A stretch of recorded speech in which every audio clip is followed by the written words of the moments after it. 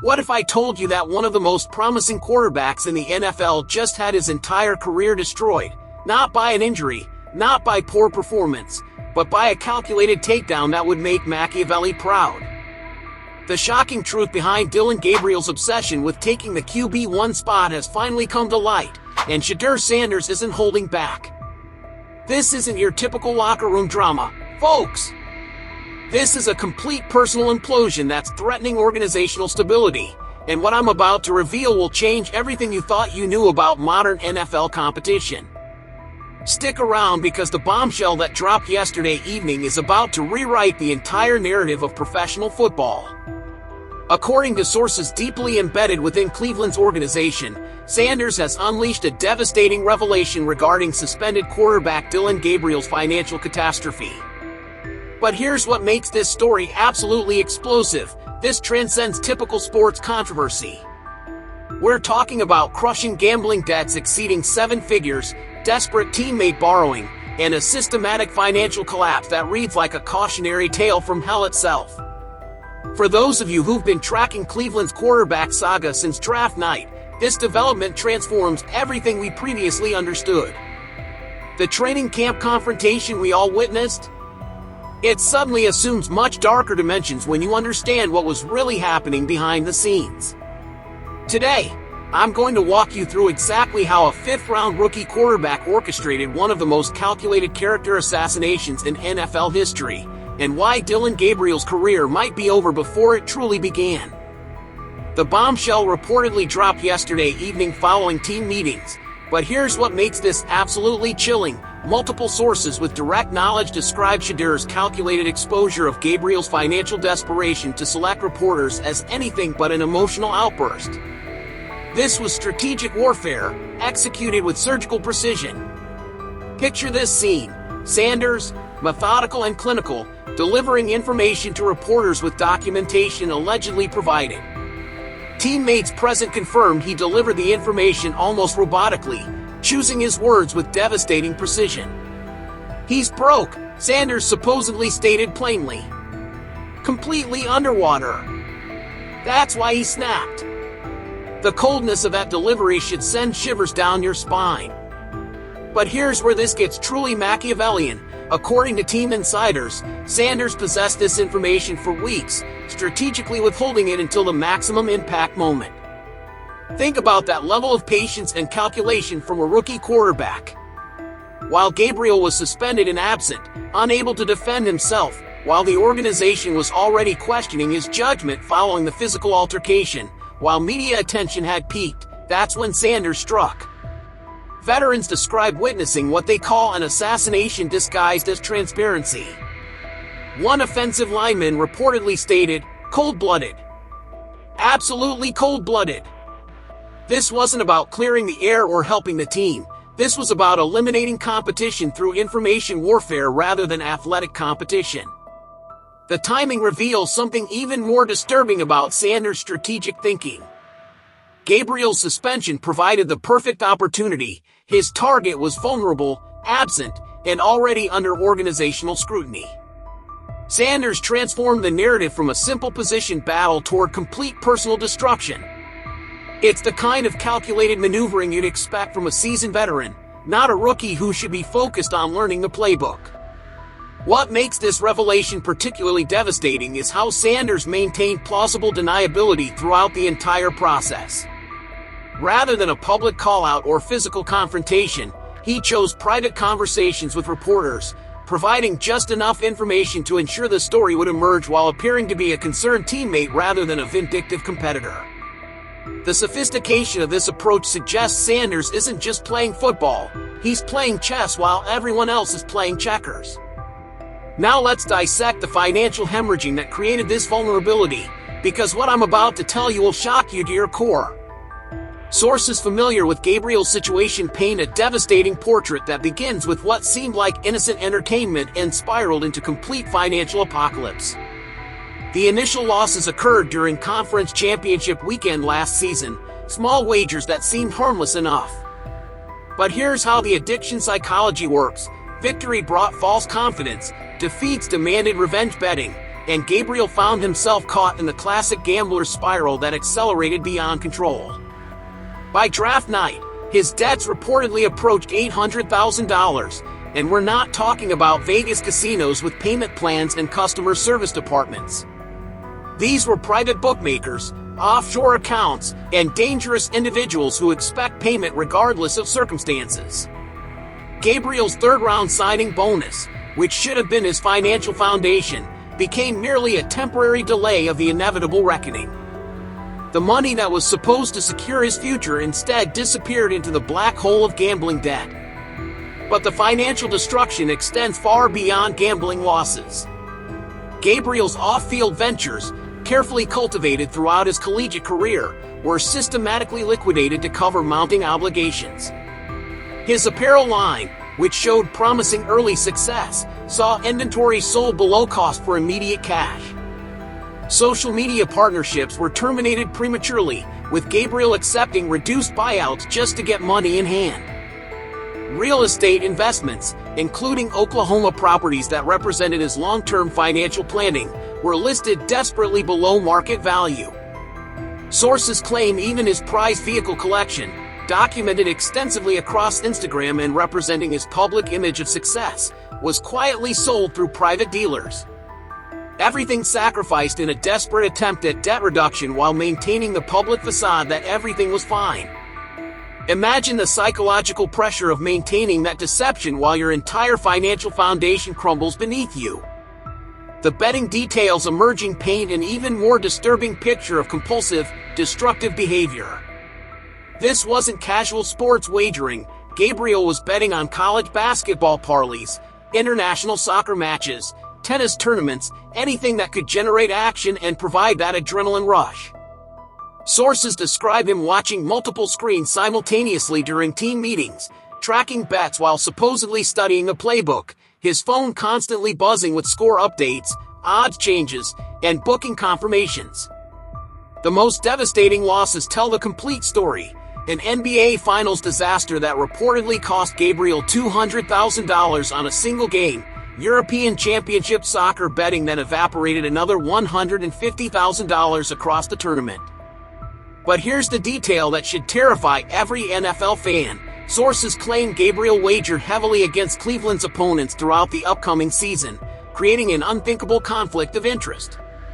Imagine a starting quarterback financially incentivized towards specific game outcomes. The implications stagger comprehension and threaten the very integrity of professional football. Perhaps the most damaging aspect of this entire scandal is how Gabriel systematically exploited the brotherhood and trust that defines NFL locker rooms. The teammate borrowing represents not just financial desperation but a fundamental betrayal of the bonds that hold professional teams together. Multiple players have confirmed that Gabriel approached veterans requesting short-term loans, citing family emergencies and investment opportunities that required immediate cash. The amounts varied, $5,000 here, $10,000 there, always with promises of rapid repayment once his situations were resolved. Initially, teammates obliged because they understood rookie financial challenges and wanted to help what they believed was their franchise quarterback. But patterns emerged that should have raised red flags. Requests increased in frequency and amount, explanations became vaguer and more desperate, and most tellingly, repayments never materialized. We're hearing that the offensive line collectively loaned Gabriel nearly $75,000, believing they were helping a teammate through temporary difficulties. Receivers contributed an additional $40,000, and even practice squad players, who can least afford such generosity, reportedly provided smaller amounts because they believed in helping their quarterback succeed. The psychological manipulation involved in this systematic exploitation reveals a level of calculated deception that goes beyond simple financial desperation. Gabriel crafted different stories for different players, carefully managing his lies to avoid detection while maximizing his borrowing potential. He exploited the natural generosity and team-first mentality that makes NFL locker rooms function, turning brotherhood into a personal ATM. One defensive back mentioned something that perfectly captures the betrayal. Makes sense now. Dude was drowning, grabbing anything to keep him afloat. But the drowning man analogy breaks down when you realize Gabriel wasn't just grabbing whatever was available. He was systematically pulling his teammates underwater with him, using their trust and generosity to fund his gambling addiction while lying about his intentions and ability to repay. The locker room dynamic has shifted dramatically following Sanders' revelation. Teammates who loaned money feel betrayed, manipulated, and exploited. Trust has evaporated instantly, and Gabriel supporters are abandoning ship rapidly. Even players who were initially sympathetic regarding his suspension are now distancing themselves completely. One veteran stated privately, "I can't defend this. He lied to everyone. Took advantage of brotherhood." This betrayal extends beyond individual relationships to threaten team chemistry and organizational culture. The unity carefully cultivated throughout the offseason has been shattered irreparably. Players are questioning not just Gabriel's character, but their own judgment in trusting him. The financial losses, while significant, pale in comparison to the emotional and psychological damage inflicted on team relationships. What makes this particularly insidious is how Gabriel maintained his public persona throughout this systematic deception. While privately exploiting his teammates' generosity and trust, he continued projecting confidence and leadership in public settings. The cognitive dissonance required to maintain such elaborate deception while struggling with gambling addiction reveals the depth of his psychological crisis and the extent to which addiction had compromised his judgment and moral compass. Here's where this story takes a turn that should absolutely terrify anyone who thinks they understand modern NFL competition. Shedeur Sanders' knowledge acquisition represents a level of strategic intelligence gathering that would make corporate espionage specialists proud. This wasn't accidental discovery or locker room gossip. This was systematic investigation and strategic weaponization of information. Sources suggest that Sanders' camp conducted an extensive background investigation following the draft selection, treating Gabriel not as a teammate but as a threat to be neutralized. Private investigators were allegedly hired, financial records examined, betting patterns documented, and associates interviewed. The result was a comprehensive dossier revealing Gabriel's complete financial collapse, information that was then weaponized and held in reserve, waiting for the perfect moment for deployment. Think about the implications of this approach. While Gabriel was struggling with addiction and financial crisis, believing his secrets were safe, Sanders was methodically building a case against him. Every financial transaction, every desperate borrowing request, every gambling loss was potentially being documented and analyzed for maximum strategic impact. This represents a level of competitive intelligence gathering typically associated with corporate warfare, not rookie quarterback competitions. The sophistication of Sanders' approach extends beyond initial information gathering to include strategic timing and controlled release. Rather than immediately exposing Gabriel's situation, Sanders demonstrated remarkable patience, waiting until his target was maximally vulnerable. The suspension provided perfect cover. Gabriel was absent, unable to defend himself, already under organizational scrutiny, and facing maximum media attention. But Sanders' strategic brilliance extends even further. Sources describe him strategically leaking additional information to maintain story momentum while maintaining plausible deniability. Financial documents mysteriously appearing, betting receipts circulating, text messages exposing desperation, each revelation perfectly timed to maximize impact while allowing Sanders to appear as a concerned teammate rather than a calculating competitor. The psychological warfare aspect of this approach reveals Sanders' understanding of modern media dynamics and public perception management. By positioning himself as a transparency champion protecting the organization from a compromised player, Sanders transformed potential criticism of his methods into praise for his leadership and maturity. The narrative completely shifted from controversial fifth-rounder to obvious franchise cornerstone through information warfare rather than athletic demonstration. What makes this particularly chilling is how Sanders maintained normal teammate relationships with Gabriel throughout this entire process. While privately building a case for Gabriel's destruction, Sanders continued participating in team activities, position meetings, and social interactions as if nothing was happening. The level of compartmentalization and deception required for such sustained duplicity suggests either remarkable emotional control or concerning psychological detachment. The precedent this sets for future NFL competition should worry everyone involved in professional football. If rookies are conducting private investigations on teammates and strategically destroying careers through information warfare, the fundamental nature of team sports has been corrupted. Competition should occur on the field through athletic performance, not in shadows through character assassination and strategic manipulation. Beyond the individual tragedy of Gabriel's collapse and the calculated brilliance of Sanders' strategy lies a more disturbing question. How does an NFL franchise draft a quarterback without discovering a catastrophic gambling problem that was apparently well documented and extensively researched by a rookie competitor? Background checks are supposedly comprehensive in the modern NFL. Financial evaluations are standard procedure, psychological assessments are mandatory, and character evaluation has become increasingly sophisticated following numerous high-profile failures. Yet somehow Gabriel's situation escaped detection, or perhaps more troublingly, the organization knew but proceeded anyway, believing talent outweighed risk. Sources within the front office have remained suspiciously silent regarding pre-draft knowledge of Gabriel's situation. Andrew Berry's typically transparent communication has suddenly become opaque when questioned about evaluation processes. Ownership is declining comments, citing ongoing investigation, but the silence speaks volumes about potential organizational culpability in this disaster.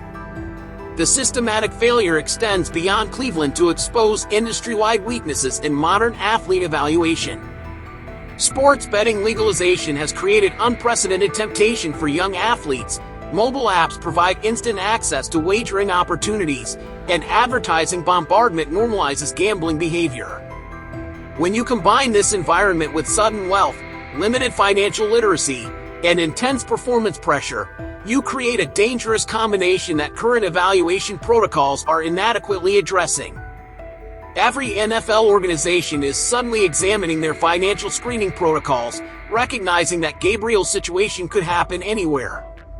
Gambling addiction resources, desperately needed yet systematically ignored, are finally receiving attention. Player associations are demanding increased support systems, and the Gabriel situation represents an industry-wide wake-up call regarding modern athlete challenges that extend far beyond football performance. The creditors situation intensifies the organizational failure because it threatens not just Gabriel's career but potentially team security and operational stability. Sources describe increasingly aggressive collection efforts, with dangerous individuals Gabriel owes money appearing at practice facilities demanding meetings. Family members are receiving unwanted contact, and associates are escalating from phone calls toward threats.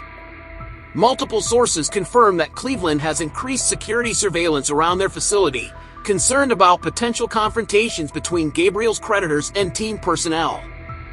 This situation has transformed from individual player problem to organizational security threat, requiring resources and attention that should be focused on football preparation.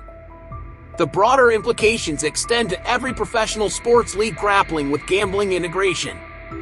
Billions in revenue from sports betting partnerships are potentially threatened if public perception shifts toward viewing professional athletics as compromised by gambling influences. Corporate partnerships could be jeopardized, and the fundamental integrity of competition could be questioned if players are financially incentivized towards specific outcomes. The Gabriel collapse is forcing uncomfortable conversations about sports gambling integration that leagues have been avoiding. The advertising bombardment during broadcasts, the normalization of betting terminology in sports coverage, and the financial partnerships between leagues and gambling companies all contribute to an environment where young athletes face unprecedented temptation with inadequate support systems. Ultimately, Dillon Gabriel's financial destruction, cynically exposed by Shedeur Sanders, represents the new reality of modern NFL competition. This transcends traditional athletic rivalry to reveal how competition now extends beyond physical ability toward information warfare, strategic manipulation, and calculated character assassination. Sanders emerges from this controversy positioned not merely as a starting quarterback, but as a moral authority and organizational guardian. His youth becomes irrelevant given his demonstrated strategic maturity, and his draft position becomes meaningless considering his tactical brilliance. The narrative transformation from controversial owner's choice to obvious franchise cornerstone has been completed through intelligence rather than athletics. But the precedent this sets should concern everyone who loves professional football. When rookies are conducting private investigations on teammates and destroying careers through strategic information release, the fundamental nature of team sports has been corrupted. Gabriel's gambling addiction created vulnerability, but Sanders' exploitation of that vulnerability represents a new level of competitive ruthlessness that threatens the brotherhood and trust that makes team sports possible. The industry must address both the gambling addiction crisis that created Gabriel's vulnerability and the information warfare tactics that Sanders used to exploit it. Otherwise, we risk transforming professional football from athletic competition into something far more sinister and destructive. What do you think about Sanders' tactics? Was this strategic brilliance or unethical character assassination? And more importantly, how should the NFL address gambling addiction among players before more careers are destroyed? Let me know your thoughts in the comments below. I read every single one and respond to as many as I can. If this story shocked you as much as it shocked me, make sure you're subscribed because I'll be following this situation closely as it develops. There are still more details emerging about Gabriel's financial situation and Sanders' investigation methods that could change everything we think we know about this story. Hit that notification bell so you don't miss any updates, and check out my previous video about quarterback controversies in the NFL. The link is in the description below. Thanks for watching, and I'll see you in the next one.